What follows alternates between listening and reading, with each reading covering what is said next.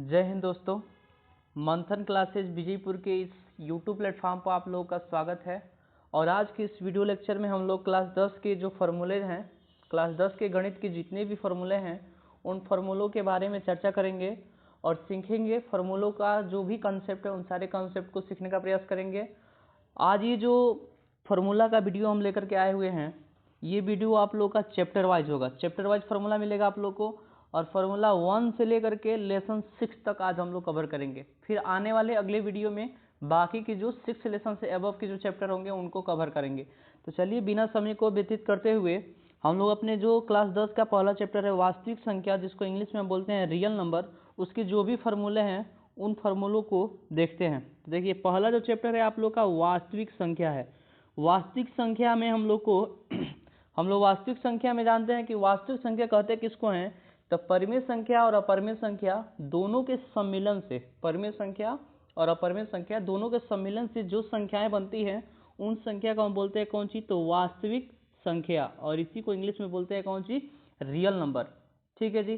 तो वास्तविक संख्या में जो हमारा पहला प्रमेय कहिए या आप कह लीजिए इसका प्रमेय का, ये हमारा पहला यूक्लिड विभाजन प्रमेय का, यूक्लिड विभाजन प्रमेय का स्टेटमेंट पे इसको बोल सकते हैं। ये हमारा यहाँ से लेकर के और यहाँ तक ये पूरा कभी कभी एग्जाम में पूछ लिया जाता है, वो चाहे बिहार बोर्ड हो या यूपी बोर्ड हो। तो इसको हम लोग समझने का प्रयास करेंगे कि यूक्लिड विभाजन प्रमेय का होता क्या है। तो देखिए दो धनात्मक पूर्णांक a और b दिए रहने पर ऐसी अद्वितीय पूर्ण संख्याएं q और r विद्यमान है कि a बराबर बी क्यू प्लस आर, यानी कि a बराबर बी क्यू प्लस आर ये कंडीशन होता है। यही बेसिकली हमारा फॉर्मूला है, a बराबर बी क्यू प्लस आर, जहाँ r जो होता है वो 0 से लेकर के b के बीच होता है। एक कंडीशन और देखेंगे कि r का जो हमारा मान होगा वो कभी भी ये होगा 0 से बड़ा होगा या 0 के बराबर होगा, 0 से छोटा नहीं हो सकता है, लेकिन हर कंडीशन में b से क्या होगा, छोटा होगा। ये आपका ऑब्जेक्टिव में क्वेश्चन पूछता है कि r का जो वैल्यू है कहाँ से लेकर के कहाँ तक होता है। ऑब्जेक्टिव में ये कई बार क्वेश्चन पूछ चुका है। तो r का जो मान होगा या तो 0 के बराबर होगा या 0 से बड़ा होगा, लेकिन b से क्या होगा जी, छोटा होगा। यहाँ पे बराबर का चिन्ह नहीं है, b के पास बराबर का चिन्ह नहीं है, ये बात ध्यान में रखना है। और a बराबर बी क्यू प्लस हमारा क्या होता है जी, r होता है। a क्या होता है, तो जिसमें हम भाग करते हैं ना उसी को a बोलते हैं। बेसिकली ऐसे भाग का हम लोग क्रिया करते हैं, तो ये बीच वाला a हो गया, इसी में हम भाग करेंगे। किससे भाग करते हैं, तो b से भाग करते हैं। ये हमारा b जो होता है भाजक होता है। q हमारा क्या होता है, तो q हमारा होता है भागफल। और ये हमारा नीचे जो मिलता है इसको हम बोलते हैं r, इसी को बोलते हैं कौन सी, शेषफल। तो एक चीज आप लोग ध्यान रखिए, इसको बोल देंगे भाजक, बीच वाला होगा कौन सी, तो भाज्य होगा। ये वाला ये क्या होगा, q क्या होगा, तो ये होगा भागफल, और r क्या होगा, तो ये होगा हमारा शेषफल। यहाँ से हमारा फॉर्मूला बनेगा कि a बराबर बी क्यू प्लस आर, जहाँ हम कह सकते हैं इसी चीज को थोड़ा सा समझ सकते हैं हिंदी में कि भाज्य बराबर भाजक गुणे भागफल, भाजक गुणे भागफल प्लस शेषफल। प्लस में क्या हो जाएगा, शेषफल, यानी कि a बराबर बी क्यू प्लस आर। इसी को हम बोलते हैं कौन सी, तो यूक्लिड विभाजन प्रमेयिका। इस चीज को आप लोग समझे होंगे। अगले पर चलते हैं। दूसरा हमारा है कि यदि कोई भी दो धनात्मक संख्याएं दे रखा हो, दो धनात्मक पूर्णांक हो, a और क्या हो, b हो, a और b कोई भी दो धनात्मक पूर्णांक अगर दिया हो तो उसका एचसीएफ और उसका एलसीएम, यानी कि दोनों जो धनात्मक संख्या पूर्णांक है उनका एलसीएम और उनका एचसीएफ का जो गुणनफल होगा उन दोनों संख्याओं के गुणनफल के बराबर होगा। ये हमारा इंपॉर्टेंट फॉर्मूला है, इसको हमको समझना है। इस पर ढेरों सारा क्वेश्चन हमको देखने को मिल सकता है। तो चलिए इसको थोड़ा सा हम हिंदी में भी बोल सकते हैं। हिंदी में क्या बोलेंगे, तो आप कह सकते हैं कि दो संख्याओं का, ये जो दोनों पूर्णांक है उनका लसा गुणे उनका मौसा, उन दोनों संख्याओं के गुणनफल के क्या होगा, बराबर होगा। या कह सकते हैं कि दो संख्याओं का गुणनफल बराबर उनका लसा गुणे उनका मौसा। दोनों संख्या को गुणा कर लेंगे आपस में, उनका लसा निकालेंगे, उनका मौसा निकालेंगे, तो लसा और मौसा का जो गुणनफल होगा उन दोनों संख्याओं के गुणनफल के बराबर होगा। यही हमारा क्या है जी, तो यही सूत्र है। यहाँ से अगर हमको लौसा निकालना होगा कि लौसा अगर बताना होगा, मौसा दे रखा हो, दोनों संख्या दिया हो, कि दोनों संख्या दे दिया हो और कह दे कि मौसा इतना है तो लौसा बताएं, तो लौसा का आप सूत्र लगा लेंगे क्या, दोनों संख्या जो दिया रहेगा उन दोनों संख्याओं को गुणा कर लेंगे, दोनों संख्याओं का गुणनफल, और गुणनफल में क्या करेंगे, तो मौसा से भाग करेंगे, ये लौसा निकल जाएगा। अगर मौसम पूछता है तो लौसर दिया रहेगा, लौसर से क्या कर लेंगे, भाग कर लेंगे। दोनों संख्या एज इट इज ऊपर गुणा में रहेगा, बटा में अगर मौसम पूछता है तो लौसर से भाग, लौसर पूछता है तो मौसम से भाग। ठीक है जी। इसके बाद से आगे हम लोग चलते हैं। आगे हमारा है कि सबसे पहले परिमेय संख्या जानेंगे। परिमेय संख्या क्या होता है, तो कोई भी संख्या, परिमेय संख्या हम उसको बोलेंगे जिस संख्या को हम p अपन q के रूप में क्या कर सके, लिख सकें, जिसको हम p बटा q के रूप में लिखें, जहां q कभी भी बराबर नहीं हो किसके, तो जीरो के, q जीरो के बराबर न हो, जिसको हम p बटा q यानी कि बटा के रूप में लिख सकें, उसी को हम बोलेंगे कौन सी, प्रमेय संख्या। ठीक है जी। परिमेय संख्याओं का ये अगला हमारा जो सूत्र है, यह है परिमेय संख्याओं का दशमलव प्रसार जो होगा वो या तो शांत होगा, शांत दशमलव प्रसार होगा, या फिर क्या हो जाएगा, तो अशांत आवर्ती दशमलव प्रसार होगा। कोई भी परिमेय संख्या हो, उसका जो दशमलव प्रसार होता है वो तो शांत दशमलव प्रसार होता है, या फिर हम कह सकते हैं क्या होता है, तो अशांत दशमलव प्रसार होता है। ठीक है जी। अशांत दो भाग में होता है, अशांत जो होगा वो दो भाग में होगा। दो भाग में कैसे होगा, तो एक को हम बोलेंगे अशांत जो होगा आवर्ती होगा, अशांत क्या हो जाएगा, आवर्ती हो जाएगा, अशांत आवर्ती। और दूसरा हो जाएगा अशांत अनावर्ती, अशांत अनावर्ती। अशांत आवर्ती और अनावर्ती में अंतर क्या है, तो आपको आवर्ती का मतलब है कि अगर कोई संख्या मान लेते हैं कि अगर 5.3333 हमको बार बार मिल रहा है, ठीक है, तो हमारा क्या हो जाएगा जी, ये हमारा होगा आवर्ती।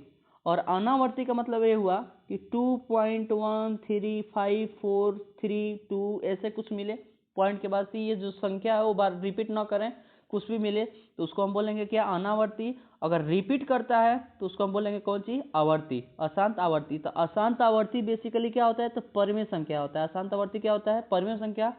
लेकिन अशांत अनावर्ती दशमलव प्रसार जो होता है इसको हम बोलते हैं कौन सी, तो अपरिमेय संख्या। तो पॉइंट के बाद से अगर कोई संख्या बार बार आपको मिलता है तो उसको बोलेंगे आवर्ती।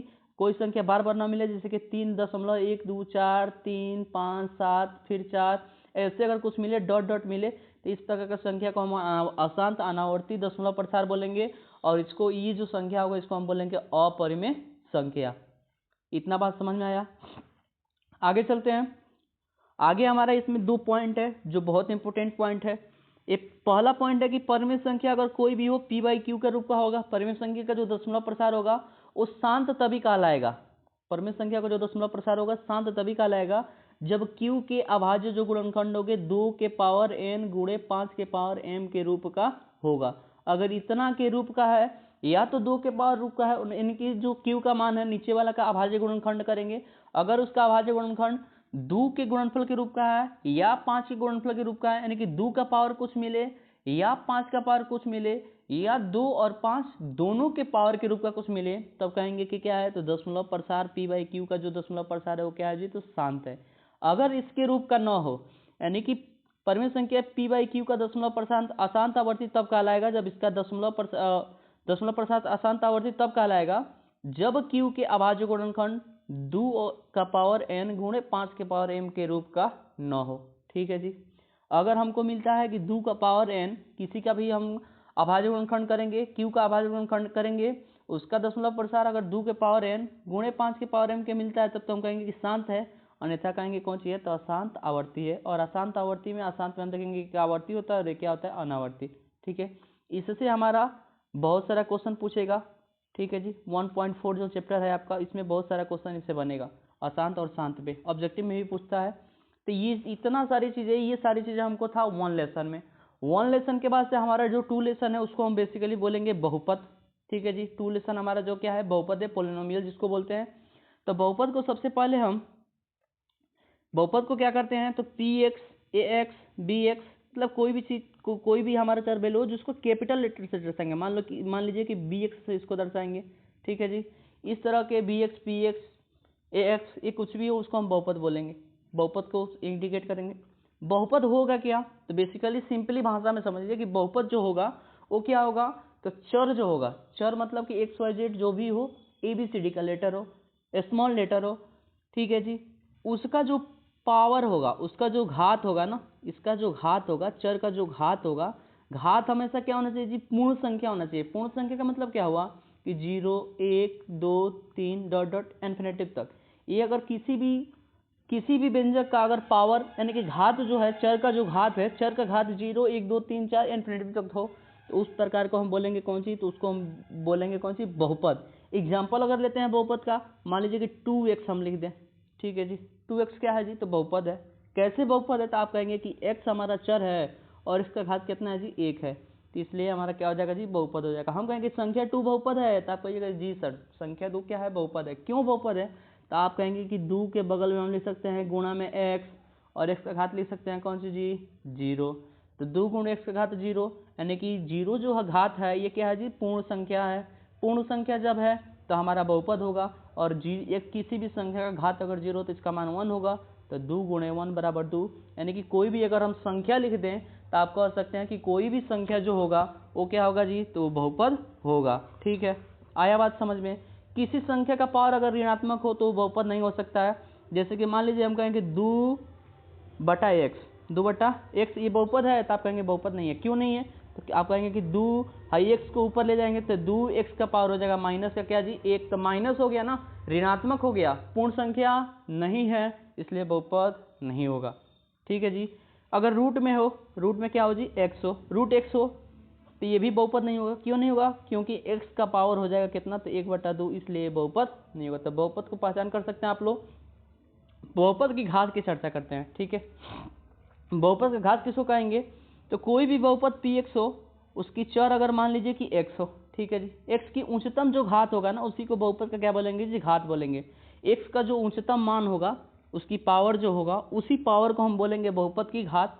ऑब्जेक्टिव में ढेरों सारा क्वेश्चन इस पर आपको देखने को मिलेगा बुक में। जैसे कि मान लीजिए कि हम कहें कि 2x² + 4x + 5, ठीक है जी, इसमें अगर हम आपसे कहें कि इसका घात बताएं तो आप कहिएगा कि x हमारा चर है और x चर है, इसका हाईएस्ट घात उच्चतम मान कितना है जी, तो 2 है, तो बहुपद का घात हो जाएगा कितना, 2। मान लीजिए कि अगर हम कहते हैं आपसे कि 3x⁴ + 5 चाहे 5 45x², इसमें अगर बहुपद का घात आपसे पूछा जाए तो आप कहिएगा कि x का सबसे ज़्यादा पावर कितना है जी, 4 है, घात हो जाएगा कितना, 4। आया बात समझ में। बहुपद का वर्गीकरण हम लोग समझ लेते हैं कि रैखिक बहुपद, द्विघात बहुपद, त्रिघात बहुपद हम कहेंगे किसको, तो बहुपद को हम दो तरह से बांट सकते हैं। एक तो पदों के आधार पर, एक पदी बहुपद जिसमें एक पद उसको हम बोलेंगे कौन सी, तो एक पदी बहुपद। जिस बहुपद में दो पद हो उसको द्विपदी बोलेंगे। ठीक है जी, दो पद हुआ, प्लस से या माइनस के साथ एक पद क्या होगा, एक दूसरे के साथ जुड़ा होगा। त्रिपदी का मतलब हुआ कि जिसमें 3 पद आपस में क्या हुआ, वो जुड़ा हुआ हो। 3 पद जब भी जुड़ेगा तो उसको बोलेंगे कौन सा बहुपद, त्रिपदी बहुपद। उसी प्रकार घातों के आधार पर बहुपदों को हम जब बांटेंगे तो सबसे पहले हमारा होगा रैखिक बहुपद। कौन सा बहुपद होगा, रैखिक बहुपद। रैखिक बहुपद का मतलब ये हुआ कि एक घात वाला जो बहुपद होगा ना, एक घात जिसका होगा उस प्रकार के बहुपद को हम बोलेंगे कौन सी, तो रैखिक बहुपद। जिस बहुपद का घात 1 हो उसको हम बोलेंगे कौन सी, रैखिक बहुपद। जैसे 2x है, 2x, तो 2x का घात, यहाँ पे x का घात कितना है, 1 है, रैखिक हो गया। यहाँ पे 3x + 2 है तो इसका घात कितना है, x का 1 है। y + 1 है, y का घात कितना है, 1 है। तो इस प्रकार का जो भी बहुपद होगा इसको हम बोलेंगे कौन सा बहुपद, तो रैखिक बहुपद। यहाँ से थोड़ा सा कंसेप्ट और हमको समझना है। समझना क्या है, तो रैखिक बहुपद जो होता है इसके शून्यंक 1 होते हैं। शून्यंक कितने होते हैं जी, 1। रैखिक बहुपद का अगर आपसे पूछा जाए कि रैखिक बहुपद का जो शून्यंक है उस कितना है, तो आप कहेंगे कि रैखिक बहुपद का शून्यंक 1 होता है। और ये बात आपको ऑब्जेक्टिव के लिए याद रखना है। ऑब्जेक्टिव क्वेश्चन यहाँ से इस तरह का पूछता है कि रैखिक बहुपद के शून्यंकों की संख्या होती है, उस कंडीशन में आपको 1 पे टिक करना है कि रैखिक बहुपद जब भी कहेगा तो उसका शून्यंक कितना होगा, 1 होगा। आया बात समझ में। आगे चलते हैं, थोड़ा सा और चर्चा कर लेते हैं रैखिक बहुपद पे। रैखिक बहुपद का जो स्टैंडर्ड फॉर्म होगा, व्यापक रूप जो होगा वो ax + b के रूप का होता है। ये बात ध्यान में रखना है। ठीक है जी, आगे बढ़ते हैं। द्विघात बहुपद, दूसरा नंबर हमारा क्या है जी, तो द्विघात बहुपद है। ठीक है, द्विघात बहुपद किसको कहेंगे, तो जिस बहुपद का घात 2 हो उसको हम बोलेंगे कौन से जी, द्विघात बहुपद। जैसे कि 2x² + 3x + 5, 3x² + 9, इसका घात कितना है जी, 2 है, क्या बोल देंगे, द्विघात बहुपद। आया बात समझ में। त्रिघात बहुपद किसको बोलेंगे, तो आप कहेंगे कि 3 घात वाले बहुपद को हम बोल देंगे कौन सी जी, त्रिघात बहुपद। जैसे में एग्जांपल हो गया कि 3x³ + 4x² + 7x + 5, इस तरह का जो भी बहुपद होगा उसको हम त्रिघात बहुपद बोलेंगे। और एक चीज़ और हमको ध्यान रखना है कि रैखिक बहुपद का शून्यंक एगो हो गया, उसी प्रकार द्विघात बहुपद का शून्यंक पूछता है तो आप कहेंगे कि 2 गो है, और त्रिघात बहुपद का शून्यंक पूछता है तो आप कहेंगे कितना है जी, 3 गो है। क्लियर हुआ? आगे बढ़ते हैं। आगे देखिए, बहुपदों के जो शून्यंक होते हैं, शून्यंकों और गुणांकों के बीच में क्या संबंध होता है, उस संबंध के बारे में हम लोग देखते हैं। मान लेते हैं कि कोई हमारे पास बहुपद है जो ax square plus bx plus c के रूप का है, ठीक है, ये बहुपद इसके रूप का है, द्विघात बहुपद है। इसके शून्यंक अगर अल्फा और बीटा है, द्विघात बहुपद है तो बेसिकली हम जानते हैं कि इसके 2 ही शून्यंक होंगे, पहला वाला शून्यंक अल्फा है, दूसरा वाला शून्यंक क्या है जी, बीटा है।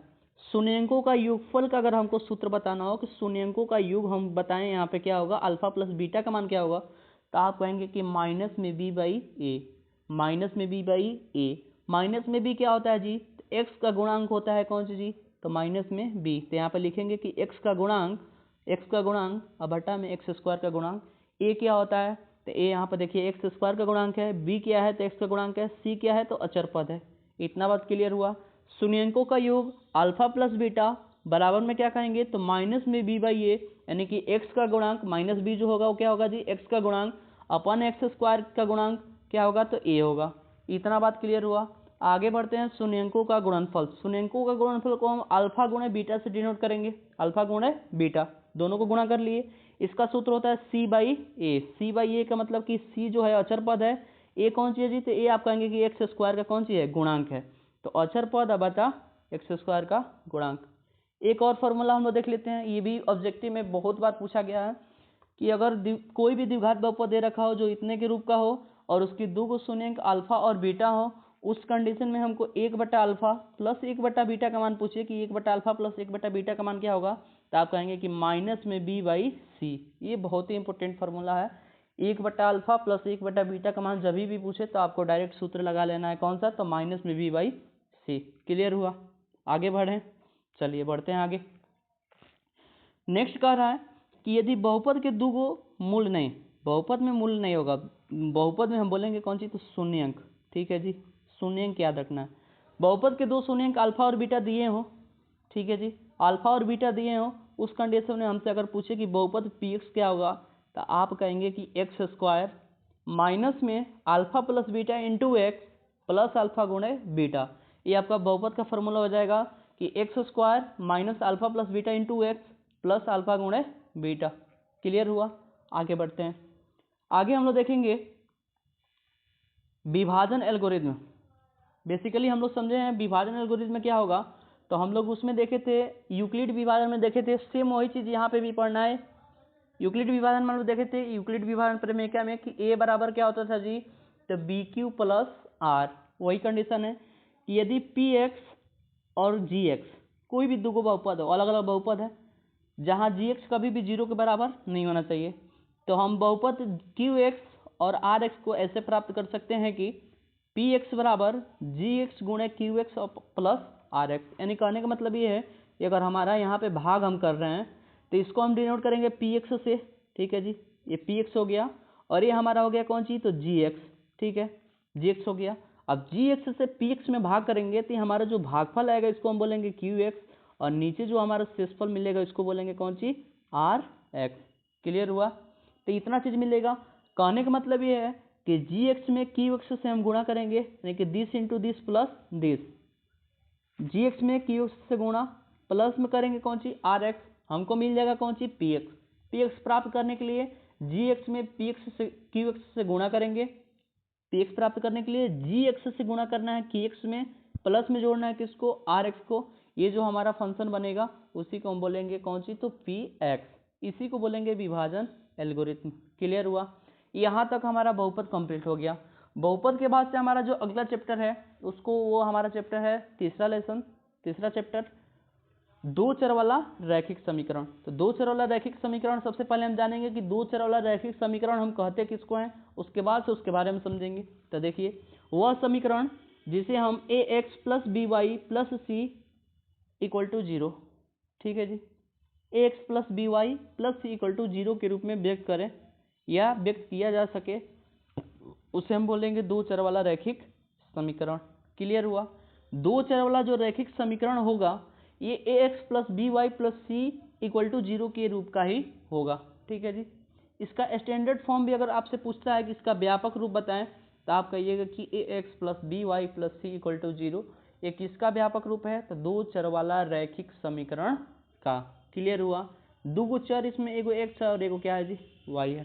ठीक है, एग्जाम्पल नीचे देख लीजिए, 3x plus 2y plus 5 equal to 0। अगला है कि 7x plus 8z plus 9 equal to 0। Extra और भी हो सकता है एग्जाम्पल। ठीक है जी, आगे बढ़ते हैं। आगे इसी में हम दूसरा पॉइंट समझेंगे कि सभी दो चर वाला जो रैखिक समीकरण होता है उस सरल रेखा को निरूपित करेगा। सरल रेखा को निरूपित करने का मतलब ये है कि दो चर वाला कोई भी हमारे पास अगर रैखिक समीकरण हो, उसका हम अगर ग्राफ खींचते हैं तो बेसिकली हमको क्या मिलेगा? तो सरल रेखा मिलेगा, यानी कि एक सीधा रेखा मिलेगा। उसी को बोलेंगे कि एक सरल रेखा को क्या करेगा जी? तो निरूपित करेगा। बातें क्लियर हुई? आया समझ में? आगे बढ़ते हैं। तीसरा नंबर को थोड़ा समझते हैं हम लोग कि तीसरा नंबर हमारा पॉइंट्स क्या कर रहा है। तीसरा नंबर पॉइंट्स हमारा ये है, यदि दो सरल रेखाओं के समीकरण a1x plus b1y plus c1 equal to 0 हो। ठीक है जी, पहला समीकरण। दूसरा समीकरण क्या हो? तो a2x plus b2y plus c2 equal to 0 हो। ठीक है, ये दो हमारे पास सरल रेखाओं के समीकरण हो गए। इस रूप का कोई भी दो समीकरण हो तो यहाँ से हमको ढेरों सारा क्वेश्चन मिलेगा देखने को। फॉर्मूला क्या बनेगा तो देख लीजिएगा। इस कंडीशन में दो समीकरण हो तो हमको तीन बातें याद रखनी है। या तो जो रेखाएं हैं एक दूसरे को किसी बिंदु पर काटेंगी, काटना का मतलब कि प्रतिच्छेद करेंगी। ठीक है जी, या एक दूसरे के ऊपर चलेंगी। एक दूसरे के ऊपर चलने का मतलब ये हुआ कि एक नीचे रेखा उसके ऊपर सीधा रेखा चलेगा, तो उस प्रकार की रेखा को हम संपाती रेखा बोलेंगे, एक दूसरे के ऊपर चल जाना। तीसरा कंडीशन क्या है? तो दोनों जो रेखाएं हैं एक दूसरे के समानांतर होगी। ठीक है जी, या तो दोनों रेखाएं एक दूसरे को काटेंगी, या एक दूसरे के ऊपर चलेंगी जिसको संपाती रेखा बोलेंगे, या एक दूसरे के समानांतर चलेगी। तीनों वो कंडीशन है कि जब हमारे पास दो गो रेखा होगा तो दो गो रेखा या तो एक दूसरे को काट सकता है, या उसके ऊपर चल सकता है, या एक दूसरे के समानांतर चल सकता है। ठीक है जी, तो कब काटेंगी, कब संपाती होगी, कब समानांतर होगी, इसकी शर्त हम देखते हैं। इसका क्या फॉर्मूला होता है, क्या कंडीशन होता है, कैसे हम पता करेंगे? तो इसका हम अनुपात निकाल लेंगे कि a1 b1 c1, ये जो हमारा संख्या है a1 b1 c1 a2 b2 c2, इसका अनुपात हम निकाल लेंगे। और अनुपात निकाल करके हम चेक कर लेंगे कि इसका क्या होगा, कौन सा शर्त लागू होगा तो क्या होगा। ठीक है जी, समझना है कि जब हमारे पास प्रतिच्छेदी रेखा हो, या कह दें कि अद्वितीय हल होने की शर्त हो। अद्वितीय हल का मतलब हो कि सिर्फ एक हल होना, अद्वितीय यूनिक हल, यूनिक सॉल्यूशन, यानी कि सिर्फ एक हल होगा ना, तो उसको हम बोलेंगे क्या? रेखा एक दूसरे को प्रतिच्छेद करेंगी, यानी कि एक बिंदु पर क्या करेंगे जी? काटेंगी। तो सिर्फ एक ही हल होगा, एक बिंदु पे काटेंगे तो, और जब एक हल होगा तो संगत युग्म होगा।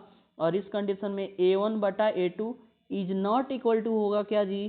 तो b1/b2। a1/a2 is not equal to b1/b2। जब a1/a2 बराबर नहीं होगा b1/b2 के, उस कंडीशन में हम कहेंगे कि दोनों रेखाएं जो हैं वो प्रतिच्छेदी रेखाएं हैं, इसका अद्वितीय हल होगा, यानी कि सिर्फ और सिर्फ एक हल होगा। और इस कंडीशन में अगर इन दोनों समीकरण का युग्म पूछें तो संगत युग्म होगा। बातें क्लियर हुई? अगला चलते हैं बी नंबर क्या कंडीशन है? अगर रेखाएं संपाती हो या संगत युग्म हो, अपरिमित रूप से अनेक हल हो, इसी को हम अनंत हल भी बोलेंगे। ठीक है जी, तो इस कंडीशन में क्या होता है? तो जब a1/a2 बराबर हो b1/b2 के, और ये बराबर हो c1/c2 के, यानी कि a1/a2 का अनुपात बराबर हो b1/b2 बराबर हो c1/c2, उस कंडीशन में रेखाएं एक दूसरे को क्या करेंगी? तो एक दूसरे के ऊपर होंगी, जिसको हम बोलते हैं कौन चीज? तो संपाती रेखा बोलेंगे। और संपाती होंगी तो इसके अनंत हल होंगे, हर बिंदु पर एक एक हल मिलेगा तो अनंत हल होगा। और जब अनंत हल होगा तो रेखाएं संपाती होगी, रेखाएं जब संपाती होगी तो इसके संगत युग्म होगा। और a1/a2 बराबर होगा b1/b2 के, बराबर होगा c1/c2 के। बातें क्लियर हुई? आगे बढ़ते हैं।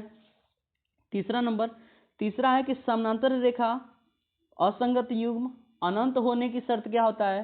तो a1/a2 बराबर b1/b2 और बराबर नहीं c1/c2। ठीक है जी, इसको थोड़ा सा सुधार कर लेना। ठीक है, रेखाएं जब समानांतर नहीं होगी तो ये कंडीशन होगा, समानांतर होंगी तो। और जब भी रेखाएं समानांतर होगी, अनंत हल नहीं, इस चीज को काट लेना है, अनंत नहीं, ये गलती है, इसको आप लोग सुधार कर लीजिएगा। इसका कोई हल नहीं होगा, कोई हल नहीं होगा, कोई हल नहीं होगा। ये कोई हल नहीं होने की कंडीशन है, ये है कोई हल नहीं, कोई हल नहीं होगा, इसका सुधार कर लीजिएगा। ये थोड़ा सा मिस राइटिंग हो गया है, ठीक है। A1/A2 बराबर B1/B2 बराबर नहीं C1/C2, उस कंडीशन में रेखाएं का क्या होगा, तो असंगत युग्म होगा, और रेखाएं क्या होगी, तो समानांतर होंगी, ठीक है। दो चर वाला रैखिक समीकरण से ये सारा फॉर्मूला हमको मिल गया। एक पॉइंट और इसमें समझेंगे, 4 नंबर, बेसिकली इसी चैप्टर में 3.5 या 6 में इसको हमको पढ़ना है। नाव और चाल पे, नाव के चाल पे ये जो अनुकूल और प्रतिकूल धारा का जो चाल होता है, इससे थोड़ा सा हम लोग बेसिकली चीज समझेंगे।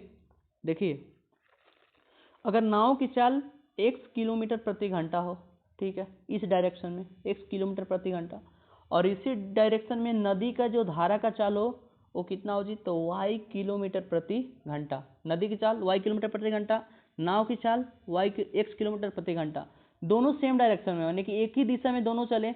इसका मतलब ये हुआ कि नदी चल रही है, नाव भी उसी दिशा में चल रहा है, दोनों एक दूसरे के साथ चलेंगे, चाल बढ़ जाएगा। चाल बढ़ेगा, इसका मतलब ये हुआ कि नाव की धारा के अनुकूल चाल क्या हो जाएगा, तो x + y किलोमीटर प्रति घंटा।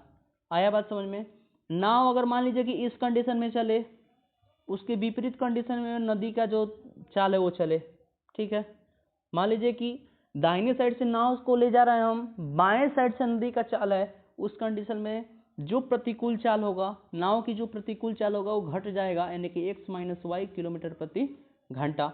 मेहनत ज़्यादा कम करना पड़ेगा, दूरी कम तय करेगी नाव। जब दूरी ज़्यादा तय करेगी, इसका मतलब कि x + y वो नदी के साथ चलेगी, नदी के विपरीत दिशा में जब चलेगी तो प्रतिकूल चाल होगा, x - y किलोमीटर प्रति घंटा। इस बात को याद रखना है। ये बेसिकली चीज़ें हमको किसमें पूछेगा, तो ये हमको द्विघात में भी पूछने का चांस है, द्विघात में भी इस पर क्वेश्चन आएगा। और यहाँ पे जो छोटे छोटे सूत्र हैं, छोटे मोटे जो सूत्र हैं, उसको भी देख लेते हैं कि समय बराबर सूत्र होता है दूरी बटा चाल, चाल बराबर हो जाएगा दूरी बटा समय, और दूरी बताना होगा तो आप कहेंगे कि चाल गुणे समय, या समय गुणे चाल, दूरी का फॉर्मूला हो गया। चाल बराबर दूरी बटा समय, और समय बराबर दूरी बटा चाल, ठीक है जी। आगे बढ़ते हैं। आगे हमारा है अब द्विघात समीकरण। दो चर वाला रैखिक समीकरण खत्म हो गया। अगला चैप्टर है लेसन 4 पार्ट नंबर 4, द्विघात समीकरण। द्विघात समीकरण हम कहेंगे किसको, तो आप समझिए इसको कि कोई भी समीकरण ax² + bx + c = 0 के रूप का हो, इतने के रूप के सभी समीकरण द्विघात समीकरण कहलाएंगे। यदि x² का गुणांक क्या हो, शून्य ना हो, यानी कि a² जो हो, a का जो वैल्यू हो कभी भी 0 के बराबर ना हो। इसको समझना है कि कोई भी इक्वेशन हो, अगर ये 0 के बराबर है, ठीक है जी, कोई भी द्विघात बहुपद हो, बेसिकली ऐसे समझिए कि कोई भी द्विघात बहुपद हो जो 0 के बराबर हो, उसको हम द्विघात समीकरण बोलेंगे। a का मान 0 के बराबर नहीं होना चाहिए, ठीक है। अगर ये 0 बराबर में हटा देते हैं हम, ये 0 मान लीजिए कि हटा देते हैं, तो हमारे पास बनेगा ax² + bx + c, ये हमारा बहुपद हो गया। अगर इसी के बराबर में हम लगा देते हैं कौन सी, तो बराबर में लगा देते हैं 0, तो ये हमारा हो जाएगा कौन सी, तो द्विघात समीकरण। बातें क्लियर हुई। आगे समझते हैं कि द्विघात समीकरण के जो शून्यांक होते हैं ना, द्विघात समीकरण के जो शून्यांक होते हैं वो बेसिकली द्विघात समीकरण के मूल ही होते हैं, ठीक है। द्विघात समीकरण के जो शून्यांक होंगे वो बेसिकली द्विघात समीकरण के क्या होंगे, तो मूल होंगे। द्विघात समीकरण को हल करने की जो हमारे पास विधियां हैं, वे निम्नलिखित विधियां हैं। कौन कौन सी विधि है जिसकी सहायता से हम लोग क्या करते हैं, तो द्विघात समीकरण को हल करते हैं। तो इसमें हमारा पहला विधि है गुणनखंड विधि। गुणनखंड विधि का मतलब हुआ कि फर्स्ट वाले टर्म को लास्ट वाले टर्म में गुणा करेंगे, गुणा करके मध्य पद को तोड़ करके जोड़ के या घटा के उसके बराबर करेंगे, उसको गुणनखंड विधि बोलेंगे। दूसरा होता है पूर्ण वर्ग विधि। ये थोड़ा लंबा प्रक्रिया होता है, समय ज़्यादा लेता है, तो पूर्ण वर्ग विधि से हम लोग कम ही करते हैं। लेकिन अगर हमको एग्जाम में पूछ देता है कि पूर्ण वर्ग विधि से हल करें, तब तो हमको करना ही पड़ेगा, दूसरा हमारे पास कोई भी ऑप्शन नहीं है, पूर्ण वर्ग विधि से ही हल करेंगे। तीसरा होता है द्विघाती सूत्र का प्रयोग करके हम लोग मूल को निकालते हैं। तो इसके लिए श्रीधराचार्य सूत्र भी इसी को बोला जाता है। इसके लिए अगर कोई भी इक्वेशन अगर इसके रूप का हो, यानी कि x² + bx + c = 0 के रूप का हो, तब हमको मूल निकालना हो, तो x का मान निकालने के लिए हम फॉर्मूला अप्लाई करते हैं कि x बराबर -b ± अंदर रूट के अंदर b² - 4ac/2a। ये हमारा मूल का सूत्र हो गया कि x बराबर इतना चीज हमारा निकालना हो, x का मान यानी कि मूल का मान निकालना हो, तो -b ± रूट के अंदर b² - 4ac और पूरा के बटा में कौन सी, तो 2a। ठीक है जी। d का जो वैल्यू होता है, d का जो वैल्यू होता है, इसको थोड़ा सा हम लोग समझेंगे। d का जो मान होता है वो बी स्क्वायर माइनस 4ac के बराबर होता है। d का जो मान होगा बी स्क्वायर माइनस 4ac के क्या होगा जी, बराबर होगा। और d बेसिकली, d को ही हम बोलते हैं विवितकर। d को क्या बोलते हैं, विवितकर। d का मान क्या होता है, तो आप कहेंगे कि बी स्क्वायर माइनस में 4ac। बातें क्लियर हुई। मूलों की प्रकृति हमको बताना होगा, तो मूलों की प्रकृति पे भी बहुत सारा ऑब्जेक्टिव क्वेश्चन पूछता है। ठीक है जी। मूलों की प्रकृति पर सबसे पहले हमको याद रखेंगे कि बी स्क्वायर माइनस 4ac अगर 0 के बराबर हो, बी स्क्वायर माइनस 4ac 0 के बराबर हो, तो उसके मूल जो होंगे वास्तविक होंगे। मूल क्या होंगे जी, वास्तविक होंगे और समान होंगे। समान मतलब कि दोनों बराबर होंगे, और बराबर होने के साथ साथ वास्तविक होंगे। ठीक है जी। मूल वास्तविक होंगे और दोनों मूल क्या होंगे, समान होंगे। लेकिन एक कंडीशन है कि अगर बी स्क्वायर माइनस 4ac का मान 0 से बड़ा हो, यानी कि धनात्मक में कोई भी संख्या हो, तो उस कंडीशन में जो मूल होंगे वो वास्तविक तो होंगे, लेकिन दोनों उसका जो मूल होगा वो भिन्न भिन्न होगा। भिन्न भिन्न की मतलब कि दोनों मूल अलग अलग होंगे और वास्तविक होंगे। कब, जब 0 से बड़ा हो तब। अगर 0 से छोटा हो, 0 से क्या हो जी, बी स्क्वायर माइनस 4ac यानी कि डी का मान जो हो 0 से क्या हो जी, छोटा हो। 0 से क्या हो, 0 से छोटा हो। तो 0 से छोटा जब भी होगा तो इसका कोई भी वास्तविक हल नहीं होगा, यानी कि इसका हम हल निकाल नहीं सकते हैं, इसका कोई भी हल हमको नहीं मिलेगा, वास्तविक भी नहीं होगा। ये तीनों बातें को हमको अच्छे से याद रखना है। ये तीनों बातें पे क्वेश्चन ढेरों सारा पूछता है। यहाँ तक द्विघात समीकरण कंप्लीट हुआ। और द्विघात समीकरण के बाद से हम लोग का जो 5वां चैप्टर है, जिसको हम बोलते हैं समांतर श्रेणी, अर्थमेटिकल प्रोग्रेशन, ये हमारा इंपॉर्टेंट चैप्टर है, समांतर श्रेणी। तो समांतर श्रेणी सबसे पहले समझेंगे। समांतर श्रेणी जो होता है उसको हम प्रथम पद को a बोलते हैं, और a में d के मान को जोड़ देते हैं, a में d जोड़ते हैं, फिर a में अगले टर्म में फिर चलेंगे तो a में फिर d जोड़ेंगे, फिर a में d जोड़ेंगे। तो इस तरह हमारा जो श्रेणी प्राप्त होगा उसको हम समांतर श्रेणी बोलेंगे। a जो होगा प्रथम पद होगा, a में d जोड़ेंगे तो a प्लस डी हो जाएगा, फिर a प्लस डी में a जोड़ेंगे तो a प्लस 2d हो जाएगा, फिर a प्लस 2d में d जोड़ेंगे तो a प्लस कितना हो जाएगा जी, 3d हो जाएगा। डट डट करके ये चलेगा हमारा कहाँ तक, तो a plus n minus 1 into D तक चलेगा, जहाँ पे a क्या होगा, तो ये हमारा प्रथम पद होगा। ये को हम बोलेंगे कौन सी, प्रथम पद। d को क्या बोलेंगे, तो d को हम बोलेंगे सार्वअंतर। d निकालेंगे कैसे, तो d बराबर हो जाएगा a2 माइनस a1। a2 क्या होगा, तो दूसरा पद, श्रेणी का दूसरा पद a2, श्रेणी का पहला पद a1, श्रेणी का तीसरा पद a3, श्रेणी का दूसरा पद a2, यानी कि बाद वाले पद में से पहले वाले पद को घटाएंगे, वह जो बीच का अंतर मिलेगा उसी को हम बोलेंगे कौन सी, तो d का मान बोलेंगे, सार्वअंतर बोलेंगे। तो a2 minus a1, a3 minus a2, इसको घटाने पे जो हमको संख्या मिलेगा उसी को हम बोलेंगे कौन सी, तो d बोलेंगे, सार्वअंतर बोलेंगे। बातें क्लियर हुई, क्लियर हुई बातें। आगे चलते हैं। आगे बेसिकली इसमें हम लोग को ज़्यादा सूत्र नहीं है, ज़्यादा सूत्र नहीं है, 3 सूत्र पे हमको काम करना है। nवां पद का है या अंतिम पद का है, nवां पद या अंतिम पद, इसको हम l से दर्शाएंगे या इसी को an से दर्शाएंगे। इसका सूत्र क्या होता है, तो a plus n minus 1 into D, जहाँ n जो होता है ना, n पदों की संख्या होता है। पदों की क्या होता है जी, संख्या, पदों की संख्या। पदों की संख्या को n से सूचित करेंगे। a आप लोग देखेंगे कि प्रथम पद हो गया, d क्या होगा, तो सर्वांतर होगा। तो पदों की संख्या, अंतिम पद अगर निकालना हो तो अंतिम पद को an से सूचित करेंगे, चाहे l से सूचित करेंगे, और an या l बराबर a plus n minus 1 into क्या हो जाएगा जी, d होगा। आया बात समझ में। अगर n पदों का योग पूछे, n पदों के योग को हम Sn से सूचित करेंगे। Sn बराबर सूत्र होता है n/2 इंटू में 2a plus n minus 1 into में d। ये बड़ा कोष्टक के अंदर होगा, ये बातें याद रखना है, ठीक है। या इसी को थोड़ा सा शॉर्ट फॉर्म में हम लिखते हैं कि Sn बराबर n/2 plus a plus l कहिए, चाहे a प्लस an कहिए, a के बात हुआ। जब हमको ये सूत्र अप्लाई कब करेंगे, तो जब प्रथम पद दिया हो और अंतिम पद दिया हो, उस कंडीशन में Sn का, यानी कि पदों के योगफल का ये सूत्र लगाएंगे। Sn बराबर n/2 into a plus an कहिए, चाहे a प्लस al कहिए। बातें आई समझ में। इसके बाद से हम चलेंगे त्रिभुज में, जो हम लोग का छठा चैप्टर है। तो छठा चैप्टर में तो बेसिकली आप लोग छोटे कक्षाओं में पढ़े ही होंगे कि त्रिभुज हम कहते हैं किसको हैं, ट्रेंगल जिसको बोलते हैं। त्रिभुज यानी कि 3 रेखाखंडों से घिरी हुई एक बंद सरल आकृति को क्या बोलेंगे जी, त्रिभुज बोलेंगे। 3 रेखाखंडों से घिरी हुई एक बंद सरल आकृति को क्या बोलेंगे, त्रिभुज बोलेंगे। त्रिभुज में 3 गो शीर्ष होगा, मान लीजिए कि हमारे पास एक त्रिभुज है, ठीक है जी, या रफ में समझते हैं, यहाँ पे समझिए, एक पे ले लेते हैं।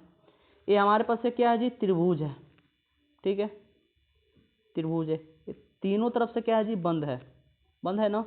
तो त्रिभुज मान लीजिए कि ए बी सी तीन को हमारे पास शीर्ष है, त्रिभुज के तीन को शीर्ष होता है, ए बी और सी। मान लीजिए कि एक त्रिभुज लिए हैं तो इसके तीन शीर्ष, एगो ए हो गया, एगो बी हो गया, एगो क्या हो गया जी, शीर्ष हो गया। त्रिभुज में तीन को शीर्ष, तीन को ये कोण, कोण ए, कोण बी, कोण सी। तो त्रिभुज में तीन को शीर्ष, तीन को कोण, तीन को भुजा होगा। तीन को भुजा कौन कौन होगा, तो A B, B C, C A B को भुजा हो गया, ए को भुजा बी सी हो गया, ए को भुजा क्या हो जाएगा जी, सी ए। तीन को भुजा हो गया। तीन को कोण कौन कौन, तो कोण ए, कोण बी, कोण सी, ठीक है। तीन को शीर्ष कौन कौन, तो कोण शीर्ष ए, शीर्ष बी, शीर्ष सी। तो तीन को कोण, तीन को भुजा, तीन को शीर्ष, ये मिल के बनाएंगे कौन सी, तो त्रिभुज, ठीक है। त्रिभुज का अगर हम प्रकार देखें तो त्रिभुज का प्रकार मान लीजिए कि कोणों के आधार पे, भुजाओं के आधार पे अलग अलग होता है। तो ये सब तो छोटे कक्षाओं में हम लोग पढ़े हुए हैं। आते हैं यहाँ पे त्रिभुज में, हमको पहला जो प्रमेय है वो थेल्स प्रमेय है, ठीक है। इसकी जो मोटा मोटी सूत्र है उसको हम केवल समझेंगे, ठीक है। थेल्स प्रमेय क्या होता है, तो यदि किसी त्रिभुज की एक भुजा के समानांतर, ठीक है, यदि किसी त्रिभुज की एक भुजा के समानांतर अन्य दो भुजाओं को भिन्न भिन्न बिंदुओं पर प्रतिच्छेद करने के लिए एक रेखा अगर खींची जाए तो ये अन्य रेखाओं को एक ही अनुपात में क्या करती हैं, तो विभाजित हो जाती हैं। तो अन्य रेखाएं, अन्य जो भी भुजाएं हैं वो एक ही अनुपात में क्या हो जाएंगी, विभाजित हो जाएंगी। जैसे में देखिए यहाँ पे एक त्रिभुज है हमारे पास, त्रिभुज ए बी सी, और इसके समानांतर को रेखा लिया गया है यहाँ पे कौन सी, तो डी ए, ठीक है। ये भिन्न भिन्न बिंदु डी पर और ई पर क्या कर रहा है जी, प्रतिच्छेद कर रहा है। एक रेखा लिए हैं जो बिंदु डी पर, बिंदु ए पर भुजा बी सी के समानांतर प्रतिच्छेद कर रहा है। तो इसका जो थेल्स प्रमेय कहता है कि थेल्स प्रमेय के अनुसार इसका जो अनुपात होगा वो आपस में क्या होगा, बराबर होगा। यानी कि ए से डी का अनुपात बराबर होगा डी से इसका अनुपात, यानी कि ए डी बटा डी बी, ए डी बटा डी बी, ए डी बटा डी बी, ये बराबर होगा ए ई बटा ई सी, यानी कि ये बराबर होगा ए ई बटा ई सी की। या इसी बात को हम लिख सकते हैं कि ए डी बटा ए बी, ये पूरा अनुपात ए डी बटा ए बी, ये बराबर होगा ए ई बटा ए सी के, ठीक है। ये दोनों बातें हमको याद रखना है। कहाँ से होता है ये, तो थेल्स प्रमेय से। यहाँ से ऑब्जेक्टिव भी क्वेश्चन पूछता है, थेल्स प्रमेय सिद्ध करने के लिए पूछता है, जो आगे आने वाले वीडियो में हम आपको सिद्ध करा के दिखाएंगे। थेल्स प्रमेय को सिद्ध अगर पूछता है तो कैसे किया जाएगा। यहाँ पे बेसिकली हमको केवल सूत्र पे मोटा मोटी फोकस करना है, ठीक है। आगे बढ़ते हैं। थेल्स प्रमेय का एक विलोम भी होता है कि अगर अनुपात बराबर हो तो रेखाएं जो होगी, दोनों रेखाएं क्या होगी, समानांतर होगी। तो समानांतर जब रेखा होगी तब अनुपात बराबर होगा, अनुपात जब बराबर होगा तो रेखाएं समानांतर होगी। ये दोनों बातें हमको कहाँ से मिलेगा, तो थेल्स प्रमेय से और थेल्स प्रमेय के विलोम से मिलेगा। आया बात समझ में। आगे बढ़ते हैं। आगे कह रहा है त्रिभुजों की समरूपता की कसौटियां हम देखेंगे कि कोई भी दो त्रिभुज हो ना, कोई भी क्या हो, दो त्रिभुज हो, तो दो त्रिभुज कब समरूप होंगे, दोनों त्रिभुज समरूप होंगे यदि उनके संगत कोण बराबर हो। संगत कोण बराबर का मतलब ये हुआ कि उनके जो भी कोण होंगे वे दोनों आपस में एक दूसरे के बराबर होंगे। यानी कि बी जो है क्यू के बराबर है, ए जो है पी के बराबर है, सी जो है किसके बराबर है जी, आर के।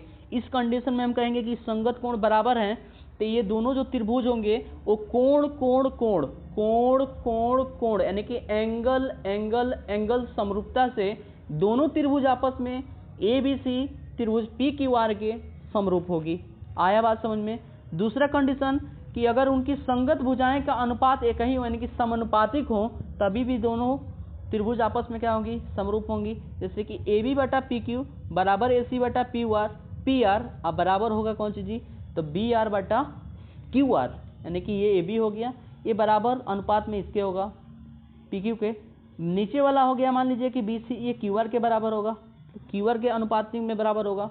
और ये नीचे वाला कोण भी आपस में क्या होगा जी, बराबर होगा। तभी हम कहेंगे कि ये दोनों त्रिभुज आपस में क्या है, तो दोनों त्रिभुज आपस में समरूप हैं। ठीक है जी, आगे बढ़ते हैं। आगे हमारा है, अब इससे रिलेटेड हमारा प्रमेय है, प्रमेय को थोड़ा समझ लेते हैं। प्रमेय 6.3 है, आपके बुक का ही ये प्रमेय है कि यदि दो त्रिभुजों की में संगत कोण बराबर हो तो उनकी संगत भुजाएं अनुपातिक होती हैं और इसलिए दोनों त्रिभुज समरूप होते हैं। दोनों कोण, अगर तीनों कोण आपस में क्या है जी, संगत कोण बराबर है, यानी कि ए जो है पी के बराबर है, बी जो है क्यू के बराबर है और सी जो है किसके बराबर है, आर के बराबर है। तो तीनों कोण जब आपस में बराबर हो तो समरूपता की इस कसौटी को हम एंगल एंगल एंगल यानी कि कोण कोण कोण समरूपता बोलेंगे। और ये दोनों त्रिभुज आपस में क्या होगी जी, दोनों त्रिभुज आपस में समरूप होगी और इनके भुजाएं जो है वो एक ही अनुपात में होंगे, यानी कि ए बी बटा हो जाएगा P R P Q, B C बटा हो जाएगा क्यू आर और ए सी बटा हो जाएगा क्या जी पी आर। भुजाएं अनुपातिक होंगी। इस प्रमेय को हम बोलेंगे एंगल एंगल एंगल कोण कोण कोण समरूपता प्रमेय। प्रमेय नंबर ये कौन सा है तो 6.3 है। प्रमेय नंबर 6.4 को हम समझते हैं। इसके बाद प्रमेय नंबर 6.4 क्या है तो यह बेसिकली कि यदि दो त्रिभुज में एक त्रिभुज की भुजाएं दूसरे त्रिभुज की भुजाओं के समानुपातिक हो तो इनके संगत कोण भी बराबर होते हैं और दोनों त्रिभुज भी आपस में क्या होंगे जी समरूप होंगे। यानी कि ये जो भुजा है अनुपात में इसके बराबर है। ठीक है जी, अनुपात में क्या है बराबर है। ए बी अनुपात पी क्यू, ए बी अनुपात पी क्यू, ये ए बी अनुपात पी क्यू। ठीक है, बी सी अनुपात क्यू आर, बी सी अनुपात क्यू आर, ए सी अनुपात क्या हो जी, ए सी अनुपात क्या हो, ए सी अनुपात कौन सी हो जी पी आर हो। ठीक है जी, ये अगर अनुपातिक हो यानी कि समानुपातिक हो कर सकते हैं आप, तो इसको हम बोलेंगे क्या तो साइड साइड साइड भुजा भुजा भुजा समरूपता कसौटी इसको बोलेंगे। और भुजा भुजा भुजा कसौटी से ये दोनों त्रिभुज आपस में समरूप होंगे तो इनकी संगत कोण भी आपस में क्या होगी जी बराबर होगी। अगला हम लोग बढ़ते हैं। अगला हमारा है प्रमेय नंबर 6.5। प्रमेय नंबर 6.5 क्या कहता है, यदि एक त्रिभुज का एक कोण दूसरे त्रिभुज के एक कोण के बराबर हो और इन कोणों को अंतर्गत करने वाली भुजाएं समानुपातिक हो तो इन त्रिभुज को हम बोलेंगे कि ये दोनों त्रिभुज आपस में समरूप हैं। जैसे कि मान लीजिए कि ये दोनों अगर मान लीजिए कि भुजा भी आपस में क्या है जी बराबर है। ठीक है जी, ये समानुपातिक है, एक कोण भी आपस में क्या है जी बराबर है, तो समरूपता की इस कसौटी को हम साइड एंगल साइड भुजा कोण भुजा कसौटी बोलेंगे। और ये दोनों त्रिभुज आपस में क्या होंगे तो समरूप होंगे, यानी कि त्रिभुज ए बी सी समरूप त्रिभुज होगा कौन सी तो पी क्यू आर। बातें आई समझ में। तो ये समरूपता की 3 कसौटियां थी। 3 कसौटियां में हम देखे थे कि क्या क्या, तीनों कसौटियां का थोड़ा सा हम समझ लेते हैं कि तीनों कसौटी समरूपता की क्या क्या होती है। तो आप कहेंगे कि एंगल एंगल एंगल, इसको हम बोलेंगे कोण कोण कोण समरूपता। ठीक है जी, कोण कोण कोण, तीनों कोण अगर बराबर हो तो कोण कोण कोण समरूपता से दोनों त्रिभुज आपस में समरूप होंगे। दूसरा होता है कि साइड एंगल साइड भुजा कोण भुजा। और तीसरा मान लीजिए कि साइड साइड साइड, ये तीनों अल्टरनेट हो गया, लेकिन ये तीनों बातें हम यहाँ पे याद दिला दे रहे हैं। कोण कोण कोण एंगल एंगल एंगल समरूपता, side angle side angle side यानी कि भुजा कोण भुजा समरूपता, और साइड साइड साइड भुजा भुजा भुजा समरूपता से दोनों त्रिभुज आपस में समरूप होंगी। आई बातें समझ में। ये समरूपता की तीनों शर्त कंप्लीट हुआ। इसके बाद से क्या है तो हम लोग देखेंगे त्रिभुज में आपका बेसिकली इतना ही है। एक और प्रमेय हमारे पास है पाइथागोरस प्रमेय। ठीक है जी, पाइथागोरस प्रमेय है। पाइथागोरस प्रमेय में क्या होता है, एक समकोण त्रिभुज में हम लोग चर्चा करते हैं। ये बेसिकली इसमें है नहीं, उस पर हम चर्चा कर लेते हैं। पाइथागोरस प्रमेय पर चर्चा कर लेते हैं कि ए बी सी हमारे पास अगर कोई क्या हो जी त्रिभुज हो, जहाँ यहाँ पे बी मान लीजिए कि समकोण हो। ठीक है, तो समकोण के सामने वाली भुजा कर्ण होगी। इस भुजा को हम क्या बोलेंगे कर्ण बोलेंगे। ये नीचे वाला आधार, इस पर लंब गिरा तो आधार, और ये हो गया कौन सी तो लंब। ठीक है, ये तीनों बातें याद रखना है कि लंब कर्ण और आधार तीनों बातें याद रखना है। तो पाइथागोरस प्रमेय के अनुसार क्या होता है कि ये जो कर्ण का जो वर्ग होगा, कर्ण का वर्ग होगा, ये लंब के वर्ग और आधार के वर्ग के योगफल के क्या होगा जी बराबर होगा। इसी को हम बोलेंगे कौन सा प्रमेय तो पाइथागोरस प्रमेय। ठीक है जी, पाइथागोरस प्रमेय के अनुसार ये होगा कि पाइथागोरस प्रमेय क्या कहता है तो लंब का वर्ग कर्ण के वर्ग कर्ण का वर्ग लंब के वर्ग और धन आधार के वर्ग के योग के बराबर होता है। जैसे कि हम कहें कि कर्ण का स्क्वायर, पाइथागोरस प्रमेय से कर्ण का स्क्वायर जो होगा वो लंब के स्क्वायर और प्लस आधार के प्लस किसके स्क्वायर आधार के स्क्वायर के बराबर होगा। लंब के स्क्वायर प्लस आधार के स्क्वायर, इन दोनों को जोड़ेंगे तो हमेशा होगा कर्ण के स्क्वायर के बराबर।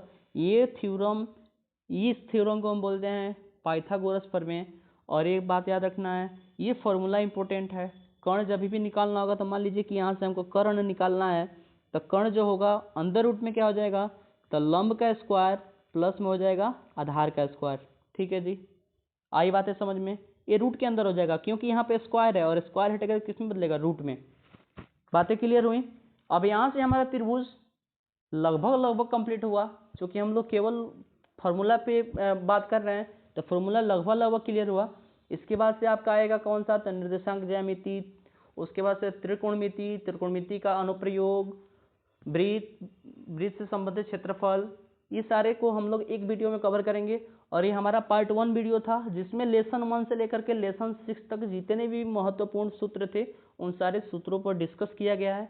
आई होप कि ये सारे फार्मूला आप लोग को समझ में आए होंगे।